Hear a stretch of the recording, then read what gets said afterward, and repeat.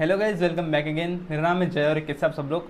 तो Pune district court की तरफ से नोटिफिकेशन निकल के आ चुका है। यहाँ पे टोटल 24 वैकेंसी निकल गई है और ये वैकेंसी एनी कैंडिडेट के लिए निकल गई है। यहाँ पे कोई भी अप्लाई कर सकता है, तो क्वालिफिकेशन यहाँ पे मैटर नहीं करता है। यहाँ पे आप फिजिकली फिट रहना चाहिए, सिर्फ इतनी ही यहाँ पे क्वालिफिकेशन मांगी गई है।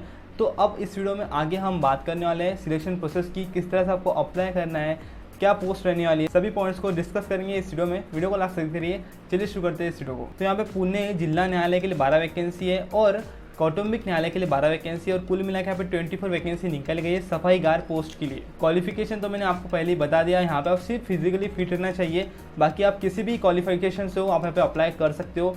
उसके बाद यहाँ पे जो एज लिमिट है 18 से लेकर 38 ईयर्स तक और जो रिजर्व कैटेगरी है उन्हें 43 ईयर्स तक का एज लिमिट यहाँ पे दे दिया गया है। बात करते हैं जॉब प्रोफाइल की, तो यहाँ पे सफाई करना, देखभाल करना, यहाँ पर निगरानी रखना, इस तरह के काम आपको यहाँ पे करना पड़ेगा। बात करते हैं सैलरी की, तो यहाँ पे जो सैलरी आपको दी जाएंगी वो है 15,000 से लेकर 77,600 रुपये तक सैलरी आपको यहाँ पे दी जाएंगी। साथ ही साथ आपको अदर बेनिफिट्स भी यहाँ पे रहने वाले, अदर अलाउंसेस यानी कि भत्ता आपको दिया जाएगा। यहाँ पे ये जो जॉब है ये परमानेंट जॉब है, इसका जॉब लोकेशन पुणे सिटी रहने वाला है। अब हम बात करने वाले किस तरह से आपको अप्लाई करना है और कुछ डॉक्यूमेंट्स की। सबसे पहले बात करेंगे इस एप्लीकेशन फॉर्म की, तो इसकी प्रिंट आउट आपको निकाल लेनी है। ये 4-5 पेजेस की आपको प्रिंट आउट निकाल लेनी है, आप नोटिफिकेशन में देख लीजिएगा। तो यहाँ पर सबसे पहले आपको आपका पासपोर्ट साइज फोटोग्राफ अटैच करना है। उसके बाद में आपका पूरा नाम ये आपको ब्लैंक छोड़ना है, आपका एड्रेस, आपका पिन कोड और आपका ईमेल आईडी और मोबाइल नंबर यहाँ पे आपको फिलअप कर देना है। उसके बाद में यदि आप किसी डिपार्टमेंट में काम कर रहे हो उसका रजिस्ट्रेशन नंबर यहाँ पे आपको फिलअप करना है, एम्प्लॉय नंबर। यहाँ पे आपको आपका जेंडर फिलअप करना है और उसी तरह उस डिपार्टमेंट में से आपको परमिशन लेना है इस पोस्ट को अप्लाई करने के लिए। उस डिपार्टमेंट के हेड की परमिशन आपको लेना है, एक रिटर्न लेटर आपको उनसे लिखवा लेना है और वो लेटर आपको मिल गया है कि नहीं उसी का आंसर यहाँ पे आपको देना है यस नो में। उसके बाद में आपकी कैटेगरी यहाँ पे आपको लिखना है, कास्ट कैटेगरी, उसके बाद डेट ऑफ बर्थ, उसके बाद जो आपका करंटली एज है वो यहाँ पे आपको लिख देना है। मैरिड स्टेटस आपको यहाँ पे बताना है, यदि आप मैरिड रहते हो तो आपको मैरिड सर्टिफिकेट लगने वाला है। साथ ही साथ यहाँ पे आपको इस पोस्ट के बारे में कोई एक्सपीरियंस रहता है क्या वो आपको यहाँ पे बताना है, उसकी इन्फॉर्मेशन आपको यहाँ पे दे देनी है। क्वालिफिकेशन की बात की जाए तो आप यहाँ पे किसी भी क्वालिफिकेशन की इन्फॉर्मेशन दे सकते हो, 10th की, 12th की, ग्रेजुएशन की आप यहाँ पे इन्फॉर्मेशन दे सकते हो। मार्क्स आपको यहाँ पे लिख देना है, आपके पास्ट ईयर्स आपको यहाँ पे लिख देना है। यदि आप PWBD कैटेगरी से बिलोंग करते हो तो यहाँ पे आपको उसकी इन्फॉर्मेशन देना है, कितने % आप में डिसेबिलिटी है उसकी इन्फॉर्मेशन यहाँ पे आपको दे देना है। उसके बाद में यदि आप नहीं बिलोंग करते तो आपको नो कर देना है यहाँ पे सिंपली। यदि आपको किसी और काम में इंटरेस्टेड रहते हो आप और उसका यदि आपको एक्सपीरियंस है तो उसके बारे में आपको इन्फॉर्मेशन यहाँ पे दे सकते हो। यहाँ पर आपको जो कैरेक्टर सर्टिफिकेट यहाँ पे इन्होंने मांगा है, कैरेक्टर सर्टिफिकेट यहाँ पे आपको नीचे दिया गया है। तो यहाँ पे ये जो कैरेक्टर सर्टिफिकेट आपको दिया गया है ये आपके किसी रिलेटिव से आपको फिलअप करवा लेना है और उनका जो नाम रहेगा, उनका जो एड्रेस रहेगा, 2 आपके रिलेटिव से आपको ये फिलअप करा लेना है, एक नहीं ऐसे 2 सर्टिफिकेट आपके पास रहना चाहिए।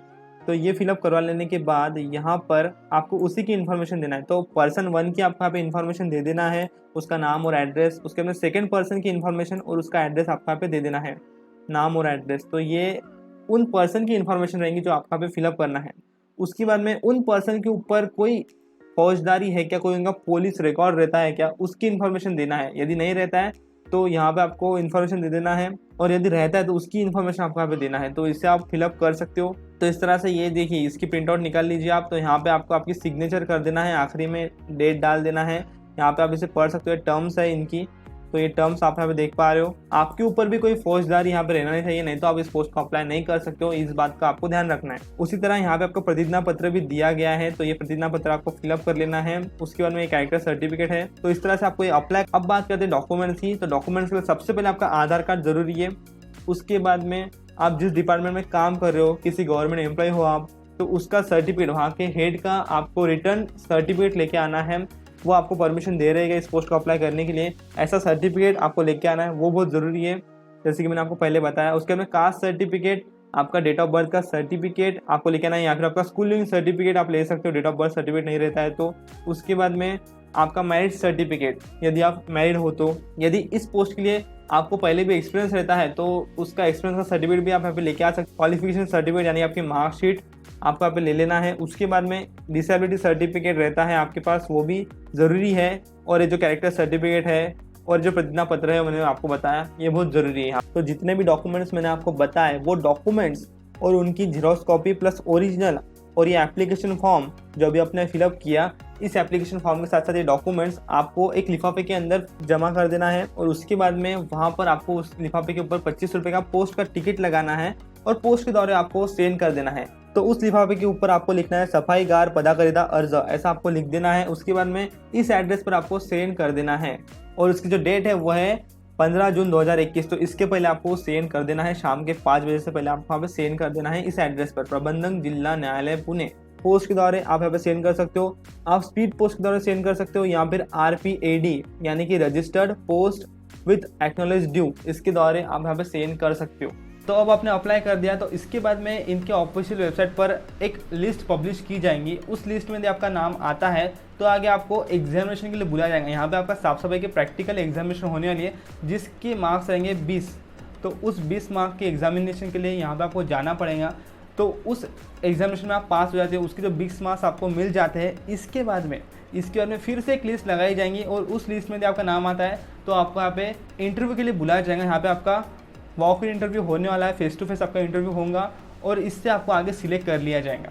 तो उसके भी 20 मार्क रहने वाले हैं आपके इंटरव्यू के, और जो आपकी एग्जामिनेशन रहेंगी प्रैक्टिकल एग्जाम, उसके भी 20 मार्क रहने वाले हैं और ये आपका फाइनल सिलेक्शन रहेगा। तो इसी के बाद में आपको यहाँ पे सिलेक्ट कर लिया जाएगा। और हाँ, जिस दिन भी आप एग्जामिनेशन को जाओगे या फिर इंटरव्यू को जाओगे तब आपको आपके सभी ओरिजिनल डॉक्यूमेंट्स और आपकी उनकी जेरॉक्स कॉपी आपको लेके जाना पड़ेगा। जो भी आपने अप्लाई करते वक्त सेंड किया है वो सभी डॉक्यूमेंट्स आपको लेके जाना है, क्योंकि वो बहुत ज़रूरी है, वो वहाँ पे लग सकते हैं। तो आप बाहर गाँव से जाते हो तो आपको बार बार आना जाना नहीं करना है, इसके लिए वो सभी डॉक्यूमेंट्स आपको लेके चले जाना है एक टाइम पर। और हाँ, जितने भी अपडेट्स रहेंगी इनकी तरफ से, ये सभी आपको अपडेट्स इनके ऑफिशियल वेबसाइट पर ही मिलेंगी और कहीं पर भी नहीं, आपको कांटेक्ट भी नहीं किया जाएगा। सभी अपडेट्स आपको इनके ऑफिशियल वेबसाइट पर ही मिलने वाली है और वहीं से आपको जुड़े रहना है, जिसकी लिंक आपको डिस्क्रिप्शन बॉक्स में दे दी गई है। तो इस तरह से आपका सिलेक्शन प्रोसेस रहने वाला है। सभी लिंक्स आपको डिस्क्रिप्शन बॉक्स में मिल जाएंगी। नोटिफिकेशन आपको हमारे टेलीग्राम चैनल पर मिल जाएगा, उसी में एप्लीकेशन फॉर्म दे दिया गया है। तो नोटिफिकेशन जरूर से प्राप्त कर लीजिए हमारे टेलीग्राम चैनल पर से। और आशा करता हूँ वीडियो आपको अच्छा लगा, मैं आपकी थोड़ी बहुत हेल्प कर दूंगी इस वीडियो के माध्यम से। जरूर से वीडियो लाइक करिए, आपके दोस्तों को शेयर करिए। इसी तरह के रेगुलर वीडियोस के लिए चैनल को सब्सक्राइब कर दीजिए। इस तरह की वीडियो जहाँ पे आपको मिलता है। तो मैं मिलता हूँ आपको अगली वीडियो में, तब तक के लिए जय हिंद, वंदे मातरम।